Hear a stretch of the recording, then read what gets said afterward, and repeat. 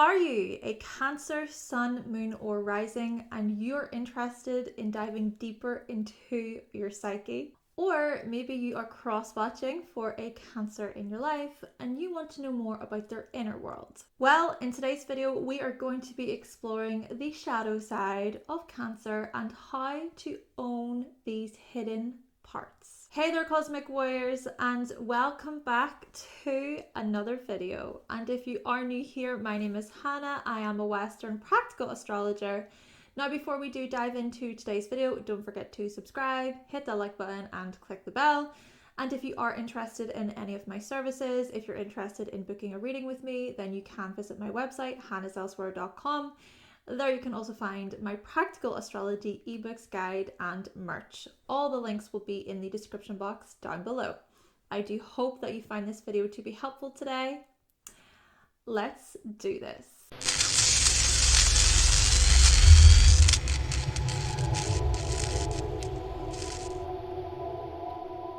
Okay, so before we do get into this, I do not claim to be a psychologist. This is simply me going off the knowledge I know about astrology, so do take what I am saying today with a grain of salt. See, of course, what resonates and what doesn't. And I also just want to give a quick shout out to the author of this book, The 12 Houses, Howard Sasportas. I want to give a shout out to Howard Sasportas because this series has been created thanks to his amazing knowledge. I highly recommend this book. Also, I suggest watching for your rising sign first and foremost, followed by your sun sign, then your moon sign, just to see, what resonates for you. And we will be using the whole sign system for this series. So we're going to be diving into your 7th, 4th, 8th, and 12th houses. This is because these houses are unconscious houses. They are tied to our shadow. And if you have any planets in these houses, consider them. And just one more thing that I want to mention, this information is in conjunction with Jungian psychology. And so we will be exploring your shadow side. So in short terms, Carl Jung explored symbolism and archetypes. And so you could say that the 12 signs are archetypes. So on that note, let's explore your shadow, Cancer, and how to own it. Cancer, you greet life with feeling, sensitivity, and a good bit of caution. You typically grow up realizing just how sensitive you are to the world around you, and so you learn to protect yourself, to shield yourself from the world. And I think a healthy amount of protection is needed. Still, this outer shell you developed is often used as a way to warn off any negativity or wrongdoing. Now, this is when it's really important to consider the rest of your chart, especially looking at the placement of the moon if you have your rising or your sun in Cancer.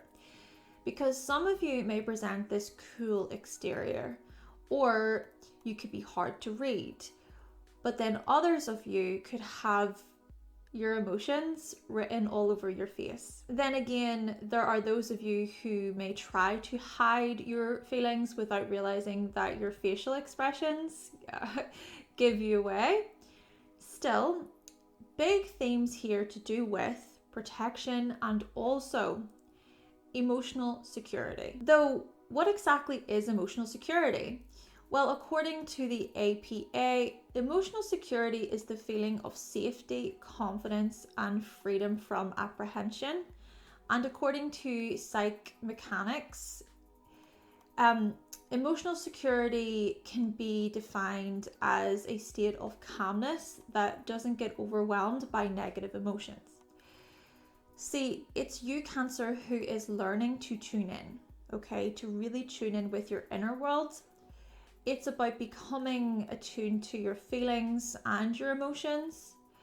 But this process isn't so straightforward, especially if you never learned how to tune in, especially if you were not supported or cared for emotionally growing up. But overall, this is about you learning to connect with your inner world, which for some of you can take a long time to master. And like I said, you tend to greet life with caution, very similar to Capricorn, your opposite sign. But this caution comes from a place of needing to feel emotionally secure and safe. Perhaps you learned growing up that others can use your emotions against you, they can hurt your feelings, they can trample all over them, they can even manipulate you. There are those of you who perhaps were neglected, abandoned, rejected. Your emotions were exposed and you felt extremely vulnerable. And so I think showing caution is necessary, but at the same time, you can be sidesteppy, okay? You can be so sidesteppy that it can be difficult to know you. It can be difficult to get to your core. Ooh, the core, the center of a Cancerian. That's the gold. That's where the beauty lies. But this part of you takes a while to know. Much like our moon sign takes time to truly come out and present itself. Of course, the moon rules Cancer. It's you, Cancer, who must truly warm up to people before they see the inner you. You can be highly private people and quite selective about who you surround yourself with. And your emotions are so deep. You know how strongly you feel, especially when it comes to those that you care about. And I also think you learn to pay attention to your emotional waves, rhythms, your intuition as well. Again, such things can take time, but there is a lot to be said about trusting your inner world, trusting your intuition when it comes to welcoming people in, etc. And I also think that when you are aligned with your higher self, you are charitable, you're spiritual, you're extremely empathetic and very gentle. However, it is also you, Cancer, who can open your arms to terrible people. Sounds kind of contradictory, I know. But yes, you can open your arms to terrible people, people who can manipulate your kindness, they can manipulate your giving nature. See, yes, whilst you have this shell for protection and these claws as well, the reason why I'm talking about the shell and the claws is of course because so the symbol of Cancer is the crab. So yes, you have this shell for protection, you have these claws for determination and strength, but you also can become swept away by your feelings, by a sad story. You might stay in an unhealthy relationship for far too long, for example, or you might hold on to those photographs that only make you feel sad, or you might hold a grudge against that girl in high school who hurt your feelings. You can really wallow, you can wallow in your own self-pity. You can cling to your feelings as you refuse to move on from a situation. And no matter how many times, others may try to reason with you or talk it over with you, you just don't see where they're coming from. Perhaps you need to move through that emotion. You need to process that emotion. And of course, the time in which it takes to process can vary depending upon the situation. Then again, there are also those of you, or there are times when you can be sullen, you can be very snappy, you might lash out at others or become easily angered by people, especially when you haven't eaten that day or when you're tired. Though I do think that there is something to be said about you learning to really trust your instincts when it comes to the world, okay? And at the same time, finding something to nurture. And you usually do. You often have a project, a pet, a plant, a child that you nurture. You possess these caring and supportive qualities which you can put to good use.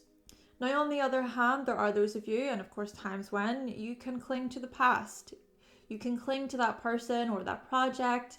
You might be so strongly attached even to your mother or to a mother figure or to your family. Indeed, it can be very difficult for you to separate yourself from your mother or from your past. And this right here leads me on to your descendant, which is Capricorn.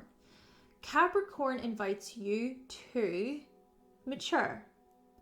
Capricorn invites you to practice healthy self-control, also establishing healthy boundaries. And when we compare this to the opposite way, where Capricorn is learning to regulate their emotions instead of always rationalizing them, well, this is about you, Cancer, realizing when you are flooded by your emotions and how such things can be debilitating. Like I said, this is about you tuning in. This is about you establishing emotional safety, emotional security, i.e., feeling safe, feeling confident from within, noticing when you're becoming overwhelmed by negative emotion. And I think that it's often through other people that you can come to learn these things. But at the same time, trying not to rely on other people for that emotional security.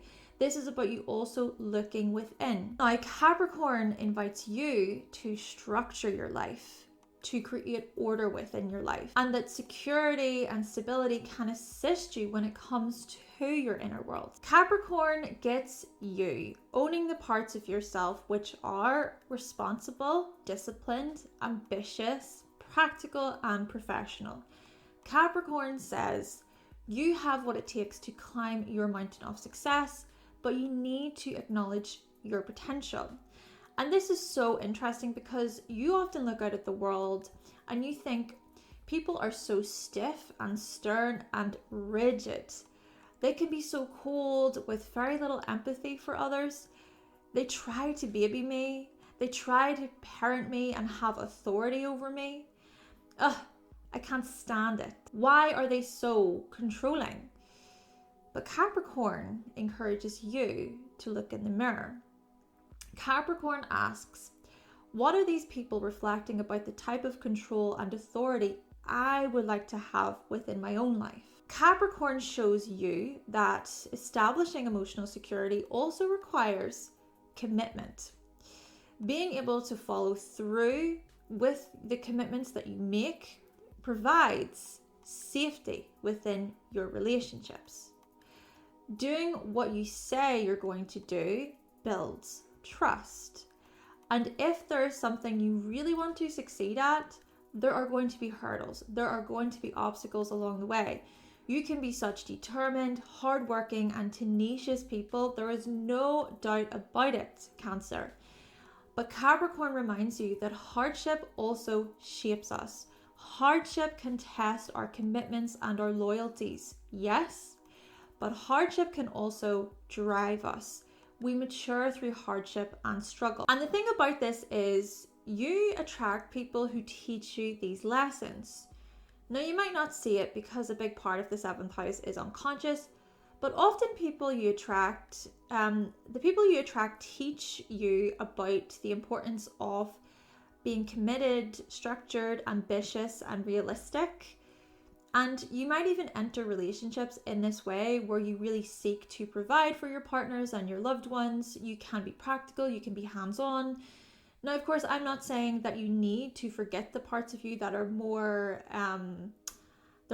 feeling focused, okay? The parts of you that are comforting and warm and receptive. But what if you could also own the parts of you that don't have to be so needy? See, you can also come across as someone who needs to be parented or looked after. And I'm saying this with love, I'm saying this with kindness. I do have my South Node in Cancer, so I can relate to this. But you can also come across as overpowering with respect to your needs and your emotions. And when your needs are not met, you can, it's quite the ordeal. And you're also very sensitive to other people's needs. And so when the same isn't returned, okay, yeah, you can feel very upset. And so I think relationships can bring out the parts of you that can fulfill your own needs without depending on other people. And also being able to set healthy boundaries between you and others when it comes to both of your needs. Of course, dependency is still present within relationships, a healthy ounce of dependency. At the same time, I think that your childhood has a lot to do with what I'm talking about, especially the relationship that you had or didn't have with your mother. See, Cancer rules the mother in astrology, and so this is why I'm bringing up the mother figure. But I think there is something here about a subconscious need to be parented or looked after, possibly projecting the way you were parented onto your partners or even onto your friends. Then again, seeing as Capricorn rules the father within astrology, maybe you project the type of relationship you had or didn't have with your father onto your partners and friends, etc. Or it's that you subconsciously want your partners to take the reins, so to speak. You want them to have some type of control, and you want them to direct and to lead without you having to do it. And if you over-identified with your mother growing up, perhaps you project those feelings onto your partners. Moreover, you tend to attract lovers, close friends, and business partners who are quite directing and ambitious and disciplined. You might even attract partners who are older or more mature, or partners who are younger but mature for their age. Attracting partners with status and a lot of money is also likely here, or it's that partners are attracted to you for these reasons. And when you become really close, these qualities of ambition and responsibility and discipline seem to come out of you. However, relationships can also be controlling, demanding, serious, and quite depressive at times. So this could be where your significant other behaves this way, of course, toward you or vice versa, or this could be where you end up playing the child role where you, so your partner tries to parent you, but then again, this could also be the other way. They could very well treat you like a baby, or they could become annoyed at you when you act too childlike, or they might push on you to be the responsible one. They push on you to grow up. But Capricorn also shows the part of you that wants to be the authority, that wants to take charge and make the harder decisions within the relationship. You might even look at your partners through this lens of usefulness, or you see them through more of a practical way, okay? Some of you have possibly this traditional approach toward your relationships, or perhaps some of you even attract partners who resemble your father. These father figures or figures who create stability and security. Now, the conditions of your relationship may be quite formal and, like I said, practical. Pessimism is also likely, and so due to these reasons, you may struggle to lighten up or to have fun within your relationships.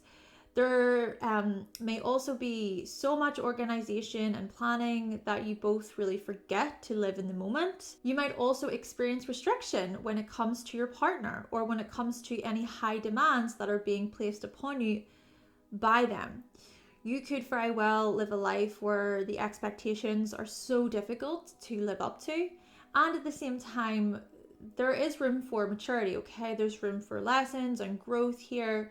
Perhaps things do begin to lighten up the older you get, or it's that being in a long-term relationship gets easier with time. And with Capricorn in the 7th, it is likely that you prefer long-term committed relationships. So on that note, Cancer, let's take you back to your childhood by exploring your 4th house / your IC. So you have Libra here. Did you grow up in a household where it was very much about give and take, harmony, cooperation, or is it that you witnessed disagreement after disagreement, but your parents were passive aggressive? Instead of addressing conflict or issues head on, they sidestepped. Remind you of anyone? See, here's the thing. What you essentially desire is peace. You desire a harmonious home and family life where family members get along. And you also desire to live in a beautiful and pleasing home. A place that is stylish and well decorated. Perhaps you are really into decorating or interior design. Or it's that you are attracted to partners who are like this. Partners, lovers, friends who can make their surroundings look very pleasing. Then again, is it that you were raised by a parent who was like this? Maybe many of you Cancerians were raised by a mother with Libra placements, or you inherited these relationship-orientated, pleasing and appearance-conscious qualities from your mother. And if you also have your moon in Libra, we especially notice this. Do keep in mind that Libra is the sign that traditionally rules the 7th house. So with this being in the 4th house, this suggests that you are seeking relationships where you can live comfortably with somebody else, or quite literally relationships where you can raise a family with your significant other. Now, this is not to say that all of you Cancerians want to raise a family or that you can, but there is still something here about having a somewhat cooperative relationship with the people you live with. And so you might set out to really set up a home or a life for yourself that is like this. You wish to settle down with someone who is loving, artistic, creative, kind, and thoughtful, and also someone who considers your needs, right? But the thing is that you also come to realize that this is about you considering your own needs. This is what I've been trying to get at here as well. See, this is what Libra in the 4th teaches you, to not be overly reliant on others, especially with that Aries energy in the 10th house. You grow to become someone who can assert themselves and take charge directly, but also in a kind manner. You also grow to be a leader. You are learning so much about being independent, Cancer. But back to your potential upbringing. Perhaps you also experienced much indecision growing up. Family members didn't seem to know what they wanted. Your parents also. For some of you, your parents divorced, or for others of you, you played the mediator between your parents. It was like playing this game of ping pong. Your head was just moving back and forth, back and forth. Then again, there are those of you who wish to replicate what your parents had or what you wish they had. And so you possess these ideals about relationships, romance, and love, and even family. Now, you also possess this very rational side to you, okay, when it comes to family and relationship matters.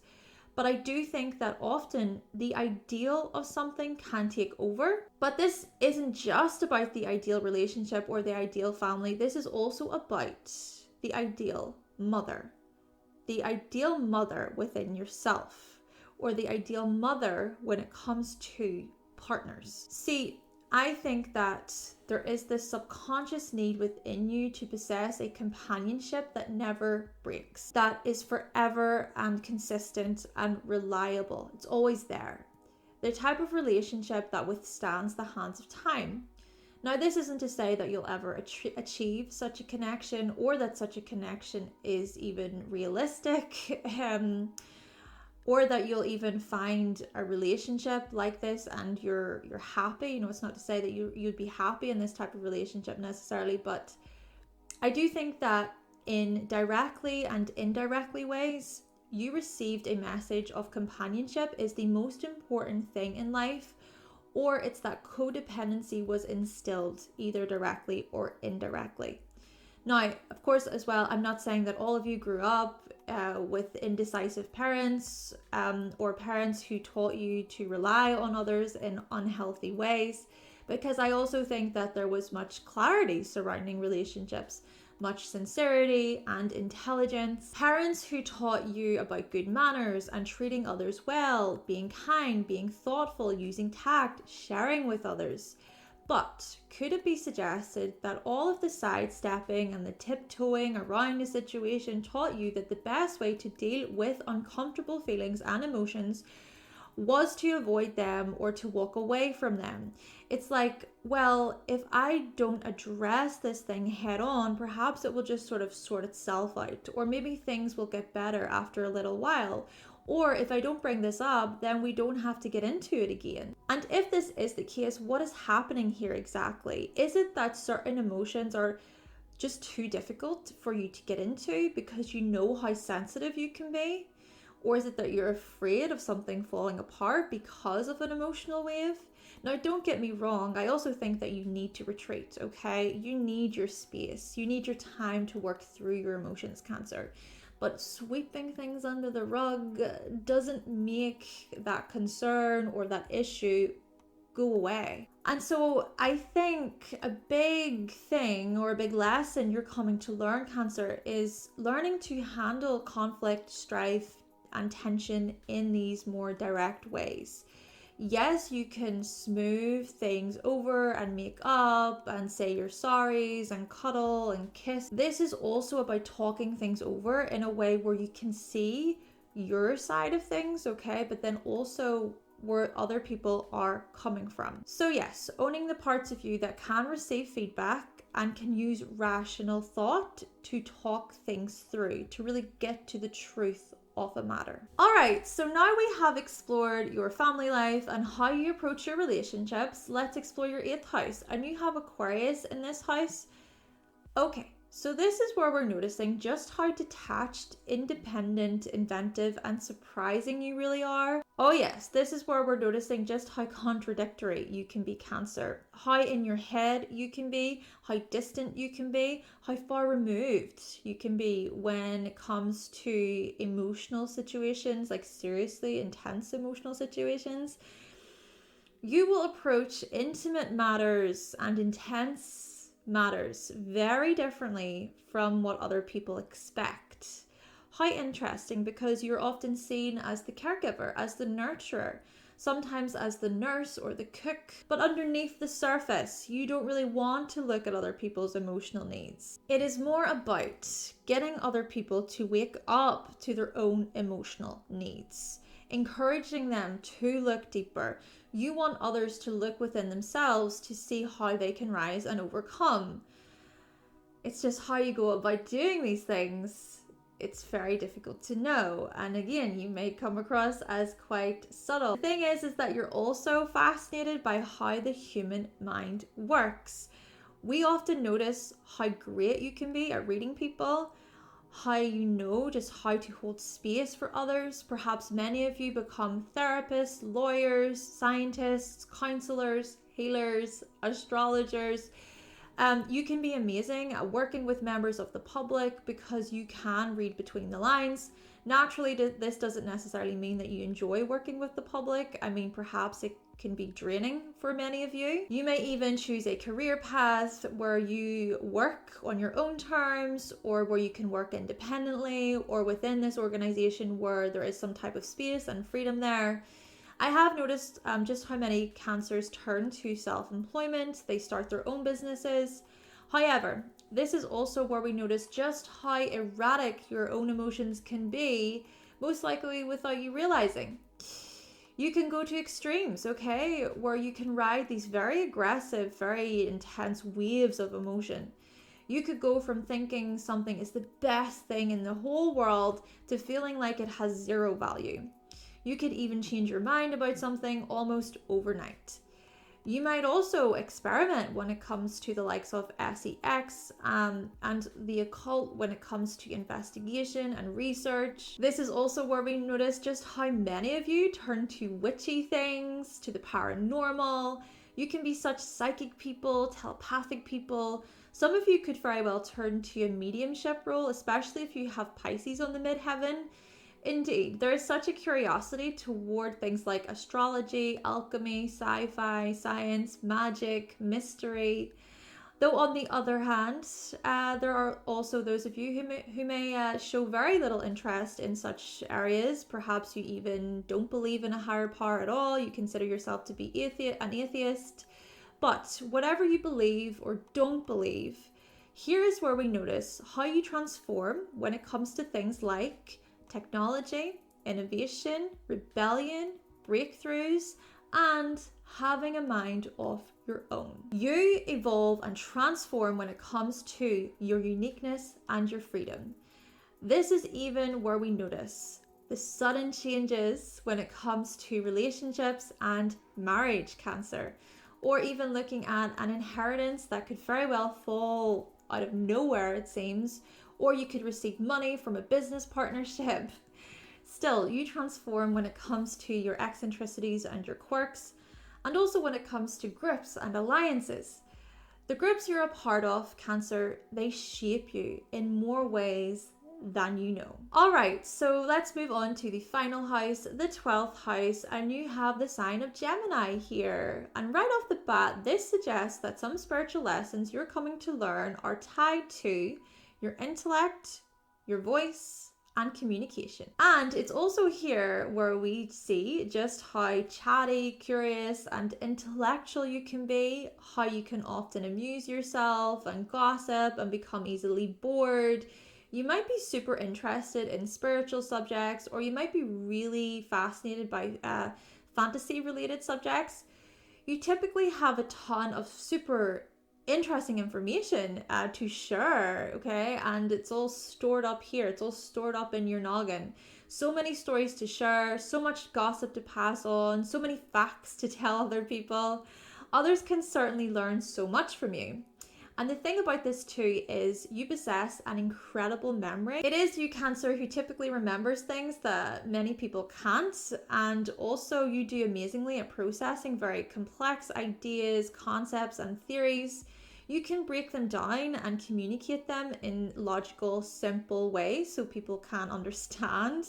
You might also do a ton of reading or research when you're alone, or you might watch so many videos about subjects that you're deeply interested in. Your mind is always on, it seems. But yet, this buzzing mind of yours isn't typically seen by the outside world. When you're alone, this is when your mind is the most active, and perhaps you turn to things as a way to distract yourself from your many thoughts. Some of you could very well find it really hard to sleep at night, and then there are those of you who can be extra chatty when under the influence. Then again, perhaps this is about you integrating the parts of yourself that are amusing and logical and curious. I think some of the biggest spiritual lessons you're coming to learn is to do with communication, really, and to communicate in such a way where you can share, wait for it, your needs. Because often you expect other people to read your mind. And what we also notice here is that whilst you are amazing caregivers and you can support your loved ones, there is this underlying part of you that is actually very restless and irritable and nervous. Some of you might actually be these chatty Cathys as a way to cover up your nerves.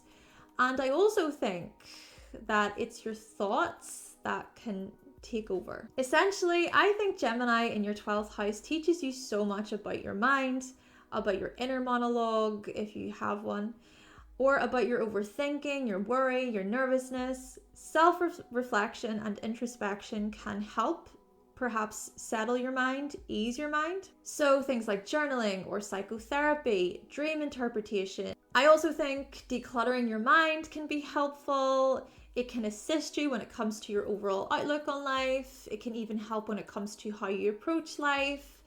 Though I think in general, there is something here about having a healthy balance between your head and your heart, between your thoughts and your emotions. Balance, going back to that Libra energy in the 4th house. Yeah, this makes sense.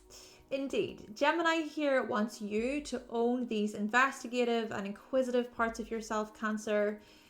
Gemini says speak, share, communicate, but then also look within yourself, right? Question, how am I feeling? Like, what's going on within me right here? Comforting yourself through a situation, mothering yourself through a situation, etc. But it's also about recognizing the thoughts involved throughout that process. And with that being said as well, remember things like impatience, manipulation, and being fickle, because these types of qualities can be part of your undoing, okay? Still, this is about you owning the parts of yourself which are adaptable, flexible, and open to change. Okay then, Cosmic Warriors, so that concludes my video talking all about the Cancer psychology. Now, if you do happen to have a Cancer sun, moon, or rising, I hope that you find this video to be helpful. Please let me know if you related. Let me know your thoughts and your opinions. And if you're cross-watching for a Cancer in your life, also let me know your feedback, and I hope you find it to be useful. But with all that being said, Thank you so much for watching. Thank you for subscribing. And of course, if you would like to see more videos from myself and you have not yet subscribed, then make sure that you click that subscribe button and also give this video a like if you did like it today. And I will be back with another video very, very soon. Bye.